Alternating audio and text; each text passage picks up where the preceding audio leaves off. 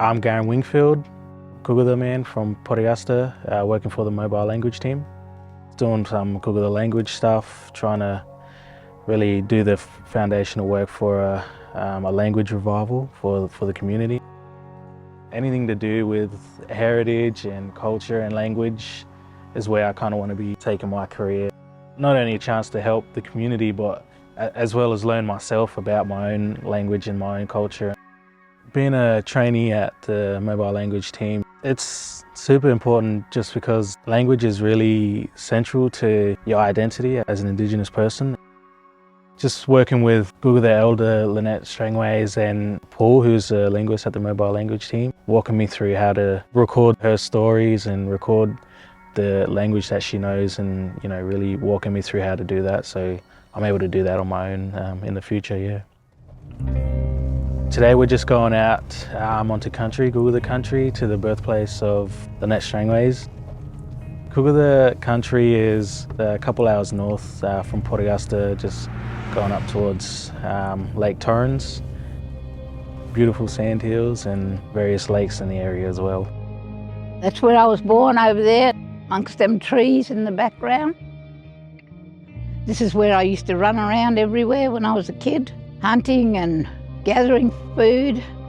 How's it feel being back on country? It makes me feel happy and a bit sad that it brings back memories, good memories, but sad that it's all gone. I had a good childhood here. We made our own fun back in the day. No TV, nothing, and we enjoyed it. Living off bush tucker and walking around everywhere. So when you come back on country to your homeland, do you remember language? Yes. Everything sort of comes back and reminds me of the times my mother and grandparents spoke to me. So can you teach me some of the words of some of the things around here? Yes. I can teach you about the Milbilly Biddy. Milbilly is a goanna. Biddy is hole. Goanna hole, where they've been digging to either lay their eggs or digging to make their home. The rock is the arbor. So what was the rock used for? Back in the old days, Aboriginal people used it for carving, making cooking utensils, carving boomerangs and other artefacts. Mingers, they're walking around with ants. And the wood is for warra, used for warra to make fire. Warra. There's a nest in here. What's the nest called? Nest is called minna.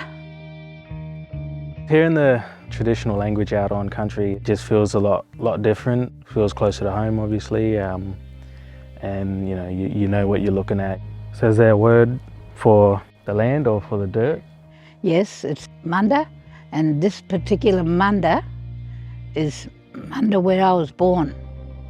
Munda Nangada, where I was born. Munda Ngananga. Munda Nangada.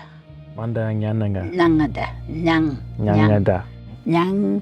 Nyangaja. Nyangaja. Nyangaja. Nyangaja, you say quick way. Munda Nyangaja. That's it.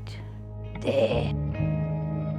It's good to see the young people are taking interest in reviving our language and bringing it back so that Aboriginal language is not lost. I'm more than pleased to help share my knowledge and my experience. It's very important to have an elder take you out onto country to teach you not only about the language of the area, but the significance, the cultural significance of the area.